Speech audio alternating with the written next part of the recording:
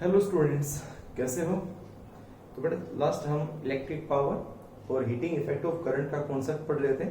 उसके कुछ न्यूमेरिकल भी निकाले थे। आज हम इस चैप्टर को खत्म करने से पहले इसके एक दो क्वेश्चंस और हैं बेटा, ठीक है। एक आध हीटिंग इफेक्ट के ऊपर है, एक दो सेल के ऊपर है, ठीक है। फिर कंप्लीट चैप्टर खत्म हो जाएगा। जो एनसीईआरटी से रिलेटेड होगा आपको सम करवा दूंगा मैं, तो उसके बाद कोई क्वेश्चन नहीं बचेगा। उसके बाद हम चलेंगे नेक्स्ट, जो हमारे कम्बिनेशन रेजिस्टेंस है, किरचॉफ्स लॉ वगैरह है, मीटर बीज है, पोटेंशियोमीटर है, ठीक है, उसके ऊपर। तो अब चलते हैं, एक बार कुछ एक क्वेश्चंस बचे हुए हैं, ठीक है। तो देखो बेटा एक बार, तो पहले मैं क्वेश्चन नोट करो पहले से बेटा। क्वेश्चन है, an electric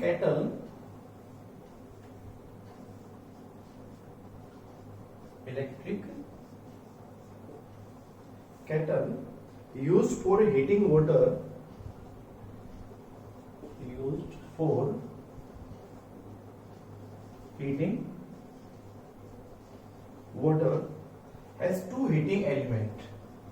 has two heating elements one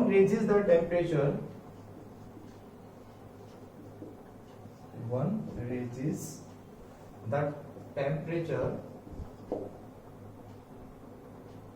of water by delta theta in time t1 and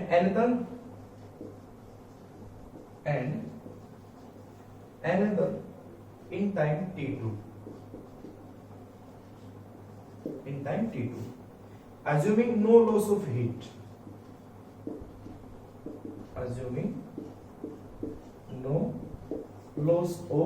heat, find the time taken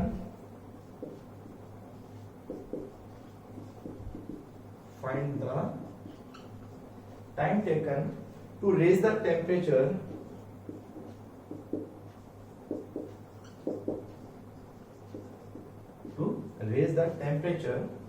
by delta theta।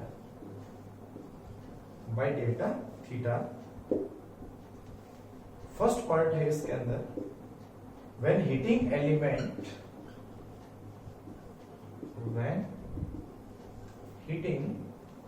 elements are connected in series,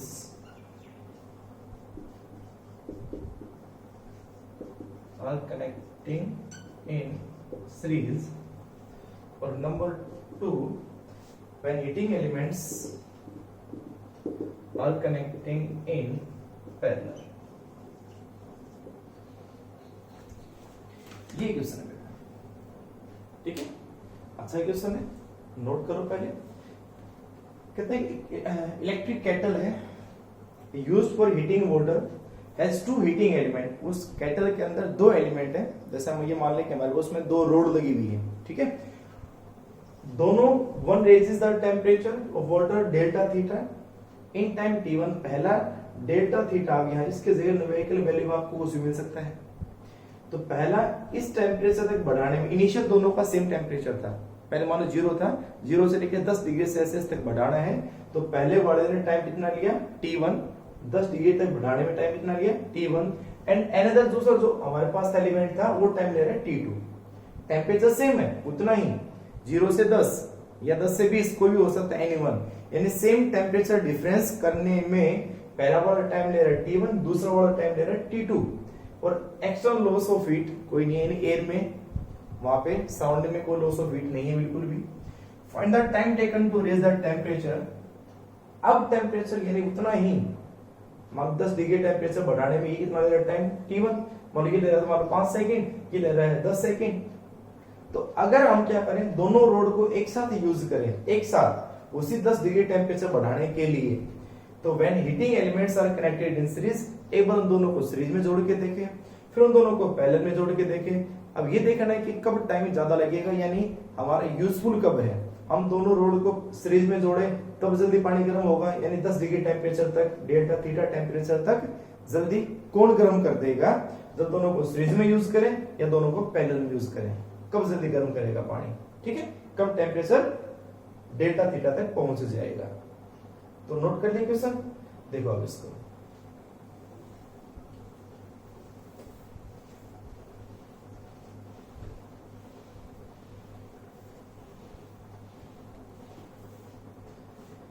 तो पहले first coil के लिए बात करेंगे। For first coil,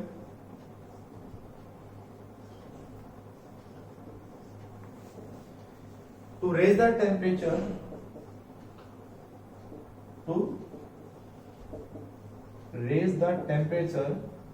delta theta, amount of heat required, या heat produce हो हमारे पास है। ठीक है, अब वो हीट कितनी थी, हीट प्रोड्यूस कितनी होती है बेटा? रिक्वायर्ड कह दो, हीट प्रोड्यूस कह दो उसके अंदर। हीटिंग इफेक्ट में आपको बताया था, अगर किसी वायर में करंट फ्लो होता है तो हीट प्रोड्यूस होती है, और वो हीट प्रोड्यूस कितनी होती है बेटा? H इज इक्वल टू, ये लिखा था ना, I स्क्वायर आर टी। और अगर किसी का रेजिस्टेंस निकालना है किसी भी हीटिंग एलिमेंट का, किसी भी बल्ब का, तो मैंने आपको पावर वाला नहीं बताया था कि वो उसकी पावर जो होती है P, वो क्या होती है? V square by R. और जो हीट जो होती है एंड H, वो पावर इनटू क्या होती है? टाइम। हीट होती है बेटा, तो जो H हो जाएगी, H वो क्या बनेगी? P into T. तो जो H आ जाएगा वो क्या बनेगा? V square by R into T. तो अगर फर्स्ट कॉइल की अगर बात करते हैं, पहली कॉइल की अगर बात करते हैं, तो इस H की जगह हमारे पास हीट प्रोड्यूस H1 या H हमारे पास हीट तो इसे, तो बताओ कितना आ जाएगा बेटा?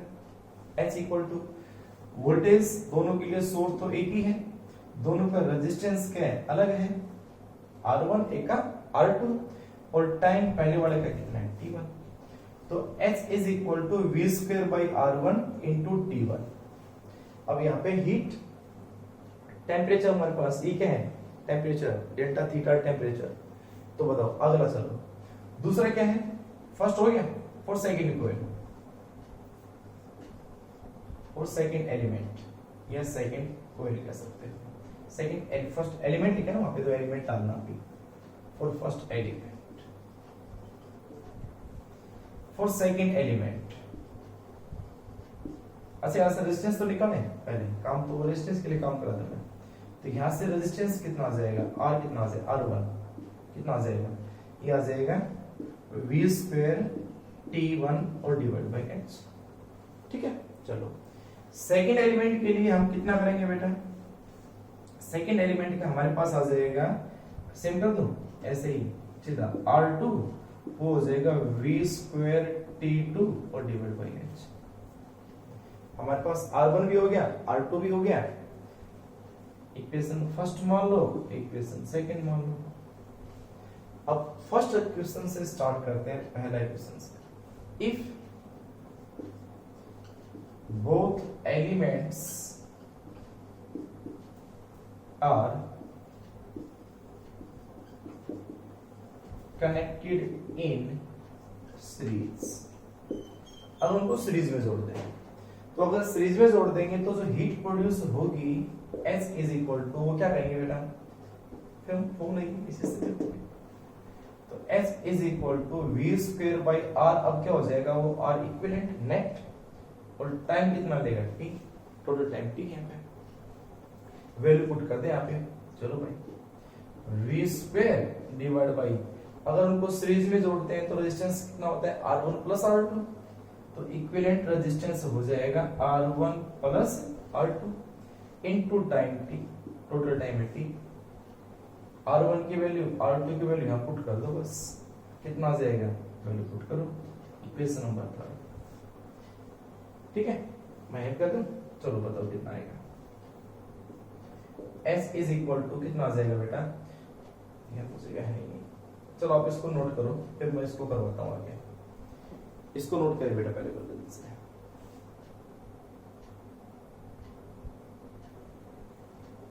हो गया, चलो देखो पर वैल्यू पुट कर दें। From first second and third,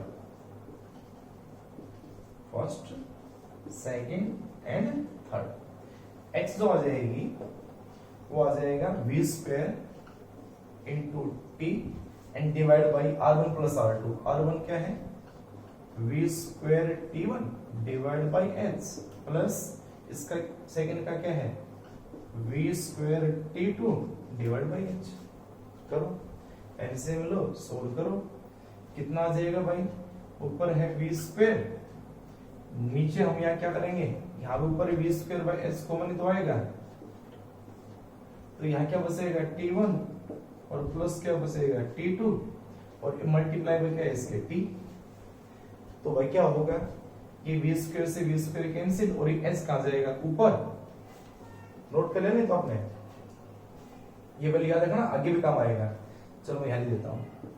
तो ये जो h आया, ये जो h आया, ये h भी कहां जाएगा ऊपर, h इंटू टी और डिवाइड बाय आ गया t1 प्लस t2, h से h भी क्या हो गया कैंसिल। तो ये t जो आया वो किसके इक्वल आया, ये t जो आया वो इक्वल आ गया t1 प्लस t2।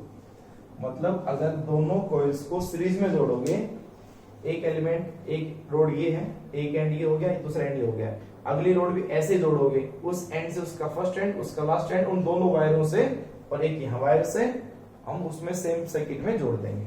यानी ये रोड है, एक रोड ये हो गया, एक एंड ये है, एक एंड ये है, अगली रोड ये है, एक एंड ये एंड है, तो इसको इससे जोड़ दें। यहाँ से एक वायर लें, यहाँ से एक वायर लें, एक सोर्स ये हो गया, एक सोर्स ये हो गया, यानी कि पॉजिटिव नेगेटिव। अगर इस तरह से हम ऐड करते हैं तो टोटल टाइम इसने कितना लिया था t1, इसने कितना लिया था t2। अगर दोनों हम जोड़ देते हैं एक साथ तो दोनों का दोनों टोटल टाइम लेंगे t और वो किसके इक्वल होगा t1 प्लस t2 के, मतलब टाइम ज्यादा लेंगे वो। इससे बढ़िया तो अकेली रोड थी वही गर्म कर ली थी, लेकिन अगर उनको सीरीज में जोड़ दिया तो टाइम और ज्यादा लेंगे वो। ठीक है, बेटा दो। चलो, तो पहला केस हो गया, जब सीरीज में जोड़ेंगे तो दोनों का टोटल कंबाइंड टाइम लगेगा उसको उतना टेम्परेचर गर्म करने में जितना कि अकेली रोड ले रही थी। 10 डिग्री था, 20 डिग्री जो भी था, डेल्टा थीटा टेम्परेचर के लिए। हो गया। चलो, उसके बाद हम करेंगे सेकंड का, if both elements are connected in parallel. Note करो उसके बाद, if both elements are connected in parallel. Number second part, if both elements are connected in parallel। हो गया बेटा, अगर दोनों को पैरेलल में कनेक्ट करोगे तो फिर हीट वही आएगी same, H equal to V square T divide by R equivalent. अब आर इक्विवेलेंट जो होगा, पैरेलल में जोड़ते हैं तो कैसे जोड़ते हैं बेटा, पैरेलल में जोड़ते हैं तो इसके इक्वेशंस का नाम चेंज कर दिया बाद में। ये कितनी आ जाएगी, इक्विवेलेंट का 1 बाई हो जाएगा बेटा R1 और ये आ जाएगा 1 बाई R2। ठीक है, ये हो गया R इक्विवेलेंट। आप इसको ऐसे भी कर सकते हो, मैं इसको यहां मिटा के बेटा ऊपर ले देता हूं साथ। ठीक है भाई, हम इसको ऐसे भी लिख सकते हैं, आपने नोट कर लिया होगा, मिटा रहा हूं और ये हो जाएगा मैथमेटिक्स में क्या, हम इस फॉर्मूले को ये कह सकते हैं ना बेटा कि v square t multiply by 1 by r equivalent कह सकते हैं ना। एंड 1 बाई r इक्विवेलेंट किसके इक्वल होता है, 1 बाई r इक्विवेलेंट, इसको नंबर 3 मान लिया मैंने, 3 होली थी वैसे बेटा, इसको नंबर 4 कर देना। ठीक है, एंड 1 बाई r इक्विवेलेंट जो पैरेलल में होते हैं वो किसके इक्वल होता है बेटा, 1 by R1 plus 1 by R2, इसके इक्वल है। इसकी वैल्यू पुट कर देना, कितनी आ जाएगी, अगर इसको हम एलसीएम लेके सोल्व करें तो ऊपर तो आ जाएगा बेटा कितना, R1 प्लस में R2, नीचे आ जाएगा R1 R2। ठीक है, 1 बाई R इक्विवेलेंट की वैल्यू पुट कर दो, इसमें पुट कर दो, पुट इन 4। एक काम और कर लो, एक काम और कर लो, R1 R2 की वैल्यू पुट कर दो, सीधे क्यों बढ़ा रहे हो, सीधा बढ़ा के इसमें वैल्यू पुट कर दो, किसमें, फ्रॉम फर्स्ट और सेकंड से R1 की वैल्यू R2 की वैल्यू पुट कर दें और फिर इकट्ठा रख देंगे। R1 उल्टा करेंगे, इसको उल्टा करेंगे तो ये क्या आएगा, h divide by v square t1 plus R2 आएगा उल्टा h divide by v square t2। ठीक है, दोनों में h by v square common है, ऊपर बचेगा 1 बाई t1, यहां बचेगा 1 बाई t2 बचेगा। अब पुट कर दे, इक्वेशन नंबर मान लो 5, इस 5 की वैल्यू उठा के इक्वेशन नंबर 4 में पुट कर दो, पुट इन 4,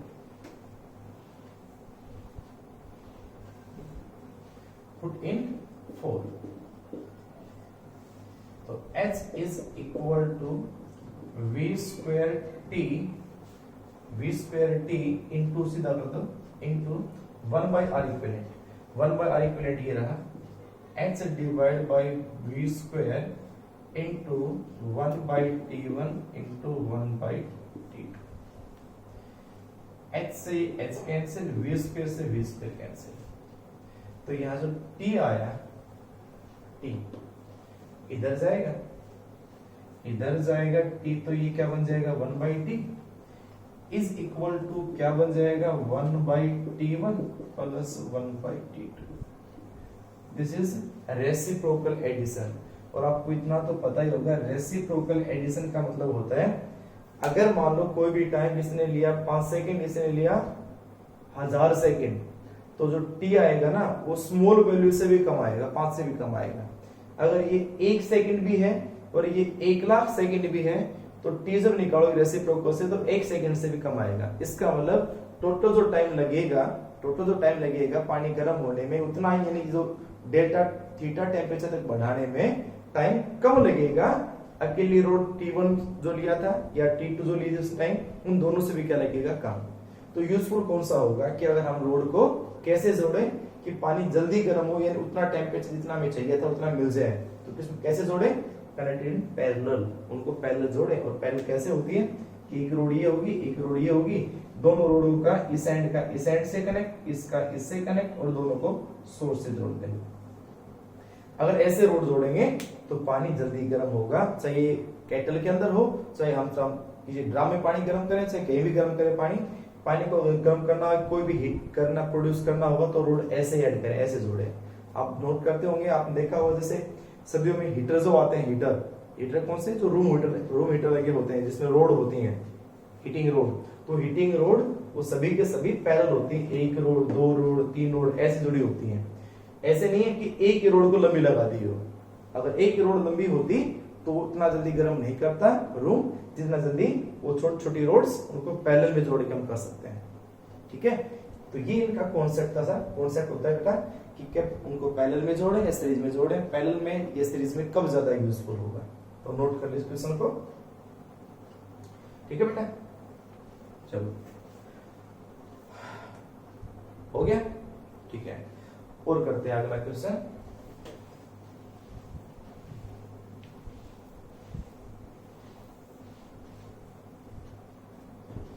और देखो बेटा, जैसे कुछ एक और लेते हैं क्वेश्चन में, ये आपके एनसीईआरटी क्वेश्चन में भी है। यहां से a battery of 6 cell, a battery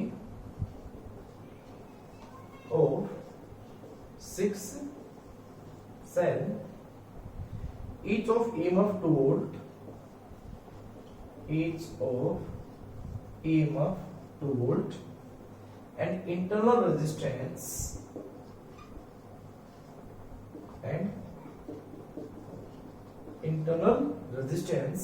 0.5 ohm is being charged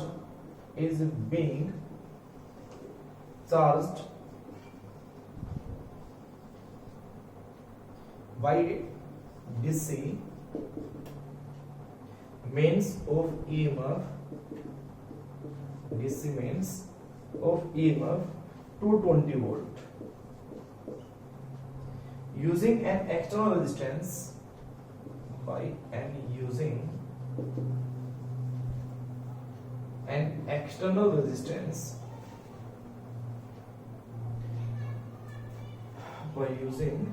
an external resistance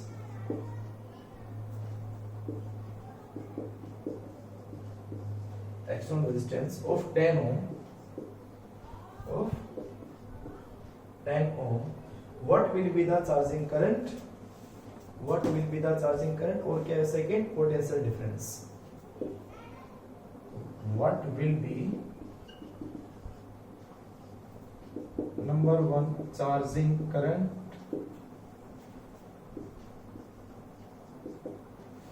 and number 2 terminal potential difference across the battery.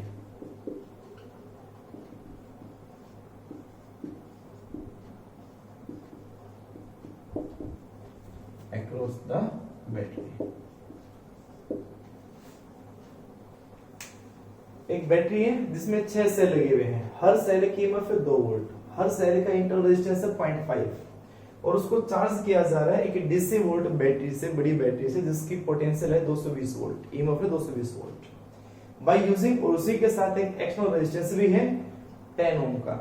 तो व्हाट विल बी, क्या होगा चार्जिंग करंट जिससे वो बैटरी यानी जो सेल है ना, सेल ये जो ऊपर वाली बैटरी है ये चार्ज हो रही होगी, ठीक है, ये मेन सोर्स है, ये इसको क्या कर रही है, चार्ज कर रही है।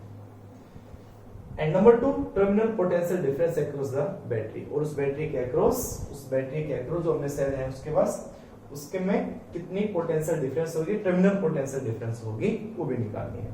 अब कहो तो इसका डायग्राम बना रहे, डायग्राम कैसा होगा बेटा, ये हमारे पास हो जाएगा सेल, इसमें 6 सेल है, 1 2 3 4 5 6 ऐसे सेल है, तो ये तो होगी बैटरी ऊपर वाली, उसी के साथ हम सबका इंटरनल रेजिस्टेंस है, ये इनका इंटरनल रेजिस्टेंस हो जाएगा कितना, एक का है 0.5। उसके बाद ये बैटरी जोड़ रखी है एक एक्सटर्नल रेजिस्टेंस के साथ, मेन बैटरी ये बेटा, ठीक है, ये मेन सोर्स है 220 वोल्ट का, ये ऐसे जोड़ दिया हमने, और एक्सटर्नल रेजिस्टेंस क्या है 10 ओम का बेटा, ये बैटरी है, और ये चार्ज कर रहा है इसको, जिसका मतलब यहां से करंट फ्लो कर रहा है सेल के अंदर, अगर सेल से ड्रॉ होता है करंट तो ऐसे करंट आता है। तो ये इसका डायग्राम बनेगा, अगर डायग्राम बनाए तो, डायग्राम है नहीं, मैंने अपने आप बनाया इसको देख के ऐसे। तो क्वेश्चन नोट कर लिया हमने, 6 सेल है, सभी की ईएमएफ है 2 वोल्ट और रेजिस्टेंस कितना है 0.5, ये दो बातें नोट करना है। तो लेवल में ही कर देता हूं थोड़ा सा, जितना हो उतना, ठीक है। देखो सॉल्यूशन बेटा इसका, तो आप ये बताओ सभी सेल किसमें है, सीरीज में, तो सीरीज में होगा तो टोटल ईएमएफ कितना होगा, net EMF of the battery, net EMF of the battery कितनी होगी, एन होती है, तो 6 है तो हमारे पास 6 इंटू में 2 कितना आ जाएगा 12 वोल्ट, कोई टर्मिनल उल्टा भी नहीं है, ठीक है। नेट इंटरनल रेजिस्टेंस कितना होगा, net internal resistance of battery, battery का इंटरनल रेजिस्टेंस कितना होता है एनआर, यानी कि 6R, तो 6 इंटू रेजिस्टेंस कितना है 0.5, कितना आ जाएगा 3 ओम। तो बैटरी का नेट ईएमएफ हो गया, बैटरी का नेट इंटरनल रेजिस्टेंस हो गया, टोटल रेजिस्टेंस भी निकाल लेना सर्किट का, टोटल रेजिस्टेंस कितना आ जाएगा सर्किट का, पूरी सर्किट की बात करते हैं, टोटल रेजिस्टेंस ऑफ सर्किट कितना आएगा, ये और प्लस में ये और उसमें ये ऐड कर दें तो कितना आ जाएगा 3 + 10 कितना हो गया 13, तो टोटल रेजिस्टेंस हो गया सर्किट का 13 ओम, ठीक है। अब बताओ सर्किट में करंट कितना फ्लो करेगा, क्योंकि पहला क्वेश्चन तो ये तो है, कितने करंट से वो बैटरी चार्ज हो रही होगी, यानी कितना करंट फ्लो कर रहा होगा सर्किट में, तो करंट या चार्जिंग करंट एक ही बात है यहाँ पे, total EMF divide by total resistance, total EMF divide by total resistance. अब आप बताओ टोटल ईएमएफ कितना होगा, इसको ये चार्ज कर रहा है, तो इसका इनवर्स थोड़ी ना आएगा, इसका और इसका। अब जितना ये इसको चार्ज करेगा इसका पोटेंशियल डिफरेंस घटेगा, या हम सीधा से कह सकते हैं इसका प्लस इसके प्लस से कनेक्ट है ना। जब बैटरी का प्लस से प्लस कनेक्ट होता है तो ये आपको पढ़ाया था अच्छे से कि अगर ये माइनस है या प्लस प्लस हो ऐसे जोड़ दिए जाए। इसकी कितनी वोल्ट है, कितनी वजह इसकी 12, इसकी वोल्ट है 12, इसकी कितनी है 220। तो अब बताओ नेट ईएमएफ कितना आएगा इन दोनों एंड के बीच में। उल्टा हो कोई फर्क नहीं पड़ना, यहाँ पे क्या आ जाए नेगेटिव, ये आ जाए पॉजिटिव, ये आ जाए पॉजिटिव, ये आ जाए नेगेटिव, एक ही बात है। बताओ ए और बी के बीच में यानी पूर्ण सर्किट के अक्रॉस नेट पोटेंशियल डिफरेंस कितना होगा। अगर प्लस से प्लस कनेक्ट होता है, माइनस से माइनस कनेक्ट होता है तो अपोजिट पोलैरिटी होती है, तो माइनस होती है, नेट ईएमएफ माइनस घटेगी दूसरे से। तो ये नेट ईएमएफ जो बनेगी बेटा वो आएगी 220 माइनस 12 और डिवाइड बाय टोटल रेजिस्टेंस कितना है 13। तो कितना आएगा बेटा वो कितना बचेगा 208, ठीक है, और डिवाइड बाय 13 कितना हो गया, कट जाएगा क्या, तेरे कम 13 और 13 सिंह 78, ठीक है, 7 होगा ना, ठीक है। तो करंट जो आ गया वो आ गया 16 एम्पियर। आगे समझ में। तो फर्स्ट पार्ट हो गया करंट या चार्जिंग करंट। सेकंड पार्ट क्या, जितना डायग्राम बना लिया करो ताकि समझ में आ जाए हमारे। सेकंड पार्ट में क्या पूछा है, terminal potential difference across the battery. इस बैटरी के अक्रॉस कितनी टर्मिनल पोटेंशियल डिफरेंस होगी, कितनी पोटेंशियल डिफरेंस होगी, और टर्मिनल पोटेंशियल डिफरेंस कितनी होती है बेटा, V इक्वल टू एक तो होती है E माइनस आई आर, एक होती है E plus I R. Concept दोनों बताए थे। अगर सेल में बैटरी में करंट जा रहा होगा तो क्या होगा, चार्जिंग हो तो E प्लस आई आर, और सेल से करंट आ रहा होगा तो E माइनस आई आर। तो ये क्या बनेगा E plus I R. Well put कर दो, बस आ गया, हो गया सब। तो टर्मिनल पोटेंशियल डिफरेंस निकालना है। E कितना हो गया 12 प्लस I कितना है 16, इंटरनल रेजिस्टेंस कितना है सर्किट का, internal resistance 3, this is internal resistance 3। तो कितना हो गया 48 प्लस 12 कितना हो गया 60 वोल्ट। तो टर्मिनल पोटेंशियल डिफरेंस जो आएगा अक्रॉस द बैटरी वो कितना वोल्ट आ जाएगा 60 वोल्ट। ये ऐसा ही क्वेश्चन आपके एनसीईआरटी में भी है और इंपॉर्टेंट क्वेश्चन होता है, ठीक है। उसमें लिखा होता है लेड एसिड बैटरी, बात एक ही होती है, ठीक है। तो क्वेश्चन को नोट करेगा।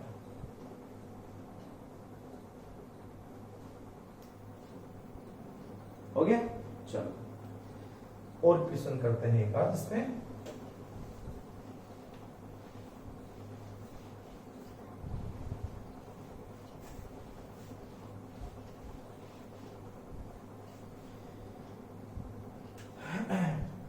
हमारे पास सिर्फ 4 आइडेंटिकल सेल है, 4 आइडेंटिकल सेल्स है।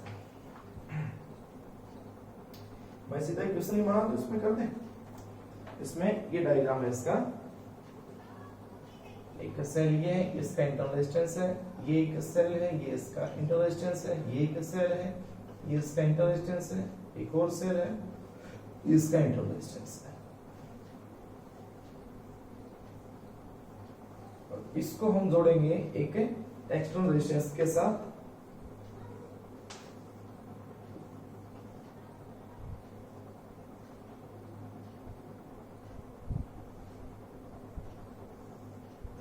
ये 15 ओम है, 15 ओम है, ये भी 15 ओम है, ठीक है।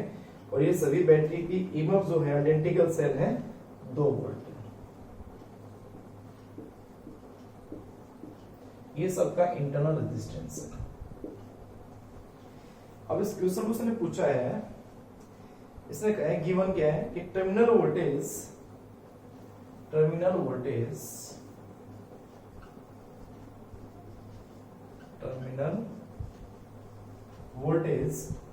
of the equivalent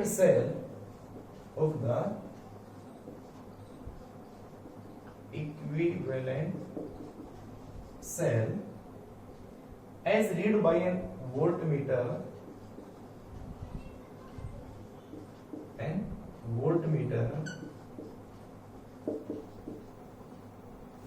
is 1.6 volt, is 1.6 6 volt. Calculate the internal resistance of the cell.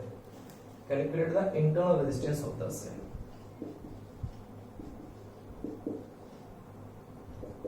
Internal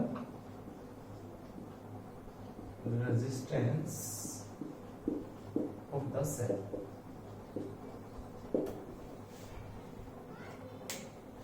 हमें इन सेल का इंटरनल रेजिस्टेंस अब चाहिए। हमारे पास 4 सेल हैं, चारों आइडेंटिकल सेल हैं, चारों को पैरेलल में कनेक्ट कर रखा है, 2 वोल्ट 2 वोल्ट 2 2, और सभी के इंटरनल रेजिस्टेंस है R और 2 एक्सटर्नल रेजिस्टेंस है 15 ओम 15 ओम के।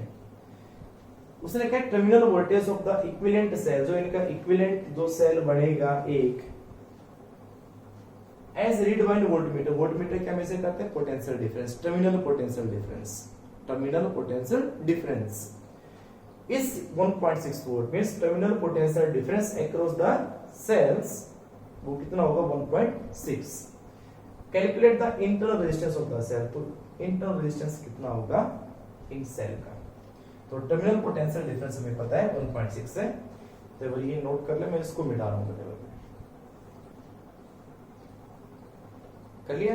ठीक है, देखो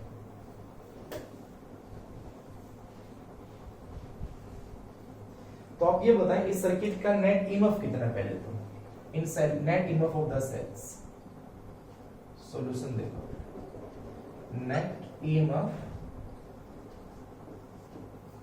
ऑफ द सेल्स, अगर सारे पैरेलल ही हैं तो नेट ईएमएफ ई होती है, ई दिस इज इक्वल टू 2, दो ही रहेगी, सीरीज में होता है तो एनआर होती है। नेट इंटरनल रेजिस्टेंस कितना होगा? Net internal resistance this is R by जितने होते हैं डिवाइड बाई कितने हैं? 4, तो आर बाई 4, दो बातें क्लियर। नेट एक्सटर्नल रेजिस्टेंस कितने हैं? External resistance, net external resistance किसमें है? पैरेलल, तो ये आ जाएगा 15/2। ठीक है भाई, तो ये सर्किट इस टाइप से बन जाएगी कि भाई ये सभी सेल हो गए, इन सभी सेल की ईएमएफ होगी 2 वोल्ट, ये हो गया सभी सेल का इंटरनल रेजिस्टेंस कितना? R/4 ओम। उसके बाद नीचे एक रेजिस्टेंस है एक्सटर्नल रेजिस्टेंस, ये नेट रेजिस्टेंस हो गया, ये आ गया 15/2 ओम, जो और है एक्सटर्नल रेजिस्टेंस हमारे पास आ जाएगा इन दोनों का, और ये बन जाएगा, ये सर्किट बन जाएगी। और उसने कहा है इसका जो पोटेंशियोमीटर जो मेजर करना, पोटेंशियोमीटर नहीं वोल्टमीटर जो मेजर कर रहा है टर्मिनल पोटेंशियल डिफरेंस वो 1.6 है, तो वो क्या मेजर करेगा? वो इसके अक्रॉस की पोटेंशियल डिफरेंस या इसके अक्रॉस की पोटेंशियल डिफरेंस, इन दोनों पॉइंट के अक्रॉस, यानी इन दोनों पॉइंट के अक्रॉस उसने मेजर की 1.6 वोल्ट, आइदर दिस। ठीक है, तो अगर मैं यहां ये V = IR लेके चलूं तो बेटा R तो हमारे पास दे दिया, क्या निकलेगा? I निकलेगा। तो आप एक काम करें, करंट निकाल दे सर्किट से करंट निकाल दो, कितना आएगा बेटा? तो हमारे पास नेट टर्मिनल पोटेंशियल डिफरेंस कितना? 1.6। उसके बाद एक्सटर्नल रेजिस्टेंस कितना? 15/2। तो हम इस सर्किट के अंदर क्या निकाल सकते हैं? करंट निकाल सकते हैं। करंट कितना आएगा? मैं ये मिटा रहा हूं,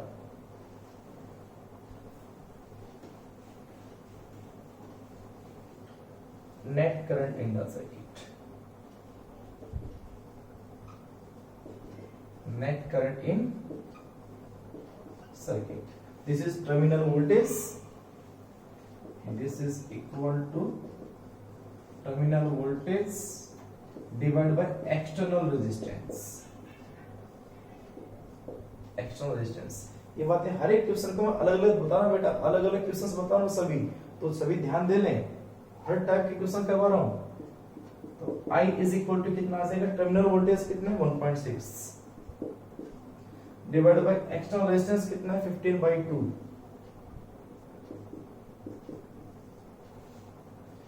तो ये आ जाएगा 3.2 डिवाइड बाय 15।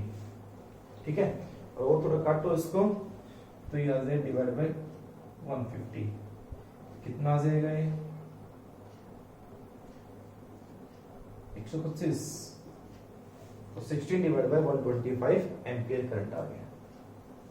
ठीक है, अब क्या निकालना हमें निकालना है उन सेल का इंटरनल रेजिस्टेंस R कितना होगा R एक सेल का इंटरनल रेजिस्टेंस टोटल कितना हो जाएगा R/4 तो हमें R फाइंड करना है तो कोई बात नहीं लगा दो भाई। तो इसके अक्रॉस मैंने क्या निकाल दिया भाई कि अगर टर्मिनल वोल्टेज ये है ये रेजिस्टेंस है तो सर्किट में जो करंट फ्लो करेगा वो करंट हो गया ये।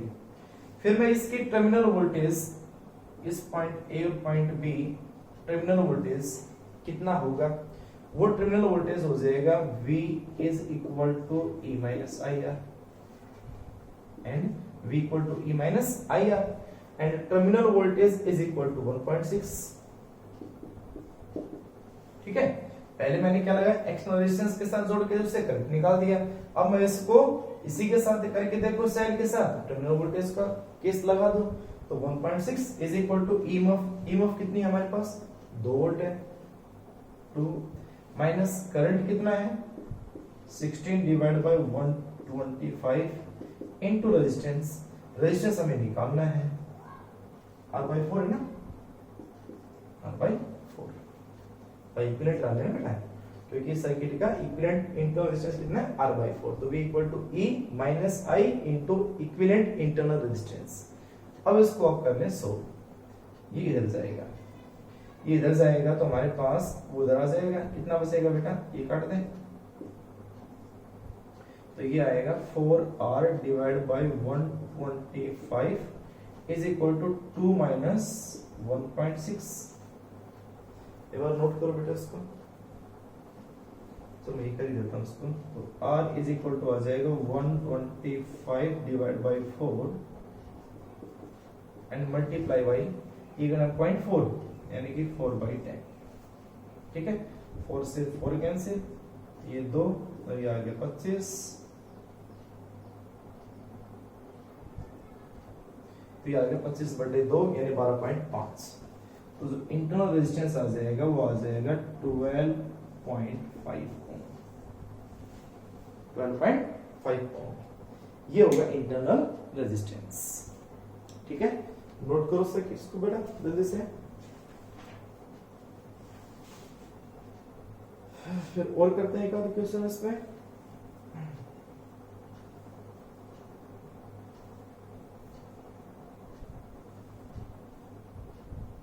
हो गया। ठीक है आगे देखो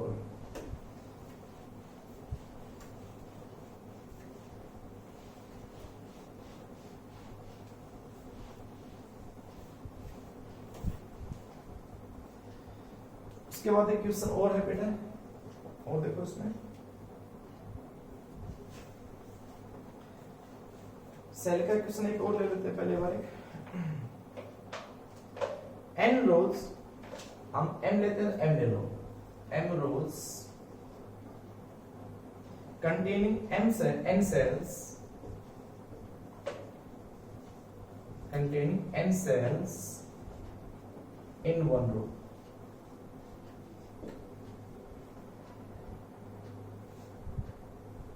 are joined in parallel are joined in parallel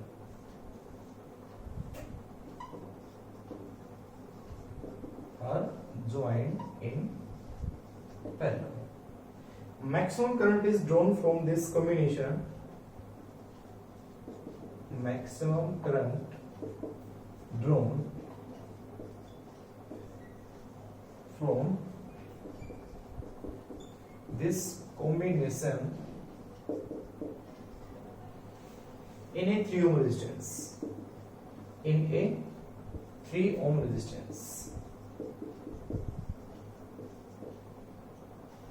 if the total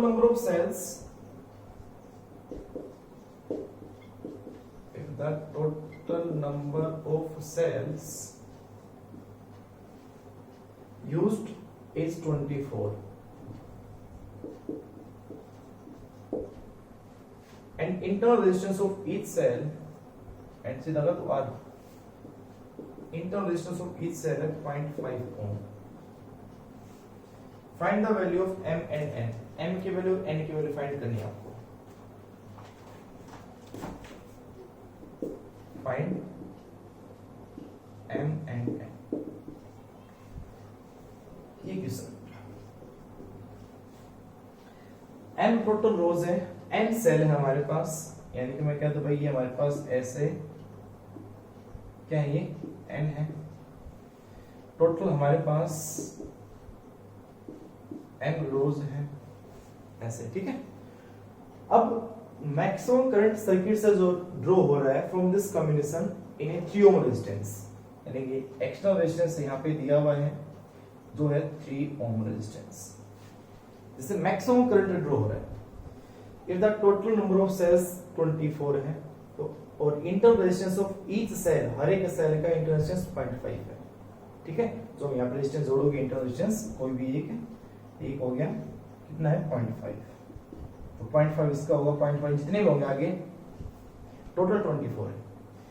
तो m कितने हैं, n कितने हैं, टोटल कितने हमारे पास रोज हो, और टोटल हमारे पास एक रोज में कितने सेल हो, और टोटल हमारे पास सेल है 24, यानी सीधा सही तो कह सकते हैं कि m इंटू n तो कितना होगा 24, ठीक है।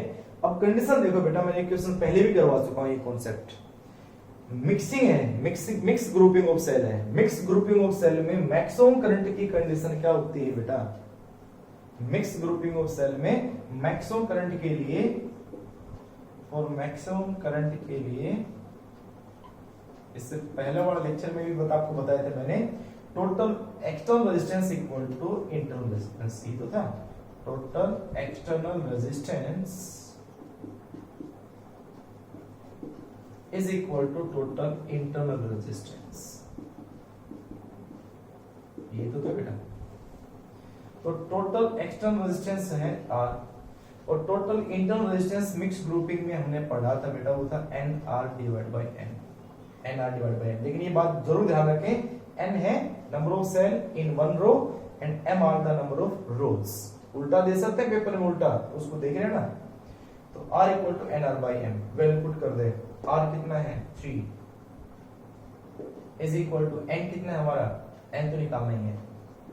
इंटरनल रेजिस्टेंस कितना है 0.5 डिवाइड बाय M, ठीक है। तो यहां से 0.5 इधर जाएगा, तो N divide by M is equal to 3 divide by 0.5, 0.5 का मतलब ऊपर जाके क्या होगा, मल्टीप्लाई बाय 10, तो 5 2 ये कितना हो गया 6, तो n इक्वल टू कितना आ गया 6m, मल्टीप्लाई कर दो इसको, n इक्वल टू क्या आएगा 6 ऑफ m। तो जब n इक्वल टू 6m आ गया तो वापस इस n की वैल्यू उठा के यार दो, तो नोट कर लिया।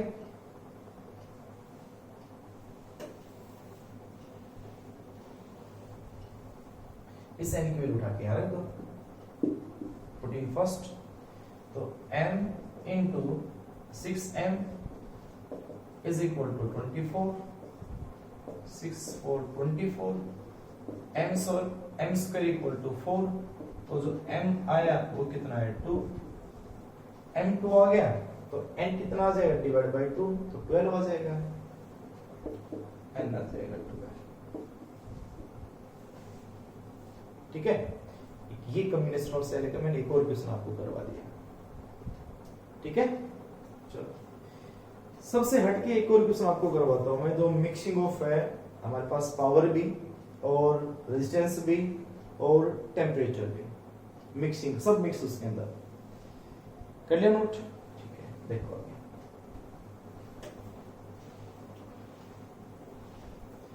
बहुत ज्यादा क्वेश्चन आपको करवा रहा हूं बेटा, आप भी अच्छे से क्वेश्चंस को लगातार करते रहिए, ना कि इसको नेग्लेक्ट करके छोड़ दे सारे, तो बहुत ज्यादा न्यूमेरिकल्स हो गए। कोई बात नहीं बेटा, न्यूमेरिकल्स ही आते हैं आईआईटी और नीट के एग्जाम में, बहुत कम थ्योरी आती है, बहुत कम थ्योरी। तो डीपली पढ़े बेटा, अच्छे से कॉन्सेप्ट पढ़े। आगे देखें, the power of the heater is 5 N, power of A heater, power of a heater is 500 watt at 800 degrees Celsius. What will be its power? What will be its power at 200 degree Celsius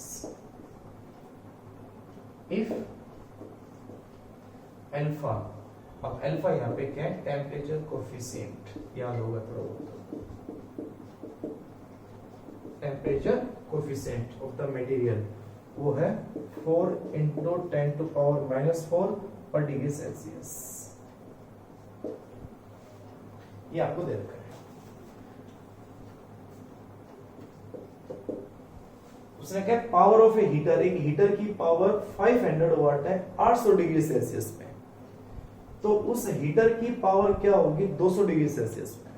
यानी कि temperature से related भी है, power भी है, temperature coefficient भी है, यानी रेजिस्टेंस भी आएगा। कैसे करोगे? तो सबसे पहले तो फिर वही कॉन्सेप्ट हमारा, क्या चीज, रेजिस्टेंस वाला कॉन्सेप्ट। पावर और रेजिस्टेंस में क्या रिलेशन होती है? वी नो, यानी किसी भी हीटिंग एलिमेंट का किसी का भी हम क्या निकालना हो, अगर रेजिस्टेंस निकालना हो, पावर दे रखी हो, तो कैसे निकालते हैं? P इज इक्वल टू होता है V स्क्वायर बाई R, ठीक है। और उसको ये तो उसने नहीं कहा कि हमने पोटेंशियल डिफरेंस भी चेंज किया, नहीं किया उसने। तो इसका मतलब ओनली पावर और किससे रिलेटेड है? रेजिस्टेंस से। और पावर रेजिस्टेंस से क्या है? इनवर्स है यहाँ पे, power is inverse two resistance, ठीक है भाई। तो हम क्या करें? रेशियो निकाल दें। एक तो पावर किस पे? 800 डिग्री सेल्सियस, निकालनी किस पे? 200 पे। तो power at 200 degree Celsius, 200 degree divide by power at 800, दोनों का अगर रेशियो निकाले तो इक्वल टू, ऊपर आ जाएगा R 800, नीचे आ जाएगा R 200, ठीक है। सबस्क्रिप्ट में ही R इंटू 800 नहीं है, यह है 800 डिग्री सेल्सियस पे रेजिस्टेंस कितना है, 200 डिग्री सेल्सियस पे कितना रेजिस्टेंस है, ये है बेटा इसका कॉन्सेप्ट। आ गया भाई। अब बात ये है, रेजिस्टेंस और टेम्परेचर में क्या रिलेशन थी? And we know, and also resistance ये था ना बेटा, आर टी जो लिखा था, आर एफ जो लिखा था हमने फाइनल, याद होगा, R F is equal to R initial लिखा था या आर नोट लिखा था 1 प्लस अल्फा डेल्टा टी लिखा था ना, ये सामने बस इसी फॉर्मूले पर यूज कर लो। इनिशियल रेजिस्टेंस दोनों का सेम था, क्योंकि मटेरियल एक ही है। तो आर एफ, ये आर एफ ही तो है दोनों का, ये आर एफ है दोनों का, इनिशियल दोनों का सेम था, इनिशियल दोनों का टेम्परेचर सेम था, फाइनल टेम्परेचर दे रखा दोनों का 800 और 200, यानी कि टेम्परेचर डिफरेंस कह सकते हो। ये टेम्परेचर डिफरेंस 800 है, एक टेम्परेचर डिफरेंस 200 है, पुट कर दो तो ये क्या बनेगा? तो P200 divide by P800 is equal to, इसमें लगाओगे ये फॉर्मूला तो ये बनेगा R naught 1 plus alpha, alpha की वैल्यू पुट कर दें 4 into 10 to power -4 into delta T, delta T temperature कितना है इसके अंदर 800 डिवाइड बाई इसमें कितना आ जाएगा R naught into 1 plus alpha कितना है 4 into 10 to power -4 into delta T कितना है 200, R नोट से R नोट कैंसिल हो गया। P800 दे रखा है, कितना दे रखा है 500 वाट, क्रॉस मल्टीप्लाई कर दोगे, इसको सोल्व कर ले, इसको सोल्व करोगे कितना आ जाएगा, यानी पहले हम रेशियो लेके चलते हैं इसमें, P200 P800 is equal to 1 plus ये कितना आ जाएगा बेटा 4 बाई, ऐसे कह सकते हैं ना, यानी 2 जीरो 4 जीरो है तो 2 जीरो कैंसिल हो जाएंगी, तो कितना आ जाएगा 4 डिवाइड बाई 100, ठीक है, और मल्टीप्लाई बाई कितना है 8, भाई 2 जीरो कैंसिल हो गए नहीं, इसमें नीचे भाई 4 जीरो आती, और नीचे ऐसे करोगे इसको तो नीचे कितना आ जाएगा, ये ऐसे ही आ जाएगा, ये आ जाएगा 1 प्लस 4, 2 जीरो उसकी भी कैंसिल, तो ये आ जाएगा 8 और डिवाइड बाय कितना हो जाएगा 100, ठीक है, और 8 डिवाइड बाय 100। अब इसको सोल्व करना है, कितना हो जाएगा 25 और 100, ऊपर आ गया 8/25, एलसीएम ले लो, सोल्व कर लो, P200 P800 is equal to कितना है 25 और 8 33 33/25 नीचे कितना आ जाएगा और काटो तो उसको आ जाएगा 2 ये आ जाएगा 25 तो ये आ जाएगा 25 और 2 27 27/25 ये हो जाएगा कैंसिल आंसर आ गया 33/27 ठीक है क्वेश्चन नोट कर लिया नोट देखो तो कितना है ये आ गया उसको क्रॉस मल्टीप्लाई भी कर दो साथ साथ तो P200 निकालना था वो आ गया P800 multiply by 33 divide by 27 P800 कितना था 500 33 डिवाइड बाई 27 वाट आ जाएगा मल्टीप्लाई करो डिवाइड करो आंसर आ जाएगा